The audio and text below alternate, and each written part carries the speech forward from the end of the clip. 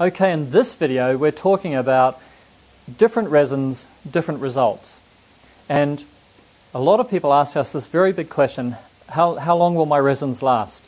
And half of the answer to this question is actually in which resins are you using. So I'm going to give you just a couple of examples. Firstly, you have to be using, for window cleaning, a mixed bed resin, which is around about 50% charged positive, 50% charged negative. And you can watch some other videos that we've recorded to understand what I mean by that. Then it determines by the brand. So, for example, we are great advocates of Purolite, which is made in the USA. It's a very high quality brand. There are other resins that we've also sold in Australia, which is available worldwide, called Thermax, which is from India.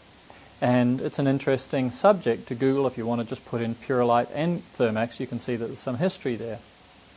But I can only speak from my perspective, and we have anecdotal evidence from our customers that the performance of Thermax appeared to be less than the performance of Purolite, to the point that actually I had some customers that got quite disillusioned with me supplying Thermax.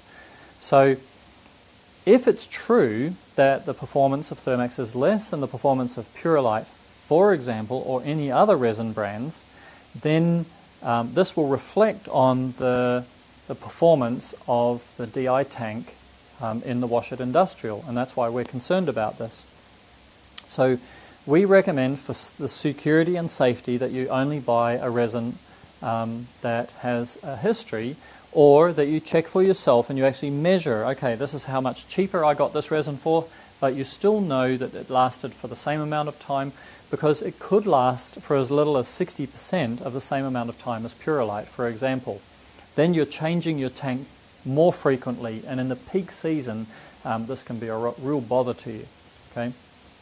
The other type of resin that you can find is called recharged.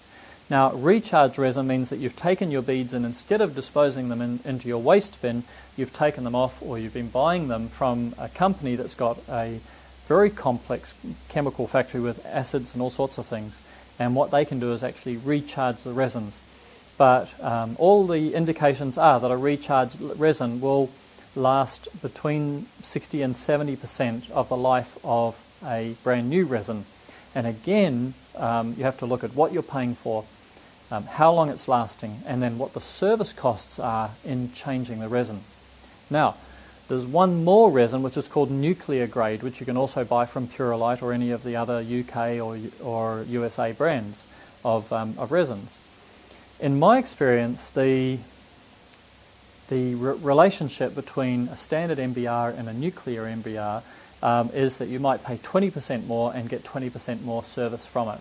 So it's, on a service perspective, your tank will last longer, and in the peak season this may become quite valuable for you, but as far as a dollar for dollar return, I think you're going to be running pretty close to par using a standard MBR compared to using a nuclear MBR. Okay? Quite complex, but critical, and you have to do your own maths and your own time and motion studies as to what suits you best, whether you buy cheaper resins that last less time, possibly, or you use more expensive resins like the European and the USA brands, and that last longer, and so you don't have to service your system quite so often.